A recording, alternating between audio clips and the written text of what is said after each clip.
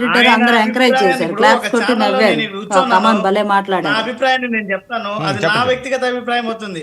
ఒక అధికార ప్రతినిధిగా నేను మాట్లాడేటప్పుడు అది పార్టీ కూడా మైండ్ ఓవర్ అవుతుంది. ఇప్పుడు అతను ఎడిటర్, జర్నలిస్ట్, అతను మాట్లాడి అతన్ని క్షమాపణ అడగాల.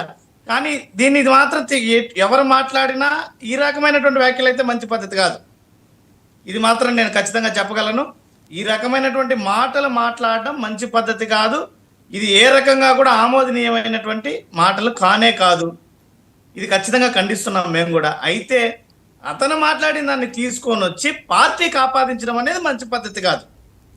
ఆ వ్యక్తిని డిమాండ్ చేయడం, అతనికి క్షమాపణ చెప్పాలనో లేదంటే చట్టపరంగా అతనికి ఏదైతే ఉన్నాయో దాన్ని యాక్షన్ తీసుకోవాలని కోరడమో సబబైనటువంటి పని.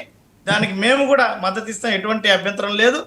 అయితే దాన్ని పార్టీకి ఆపాదించడం అనేది మంచి పద్ధతి కాదు. ఇకపోతే మన జనసేన పార్టీ శివపార్వతి గారు, విజయ్ గారు ఇద్దరు మాట్లాడుతూ చాలా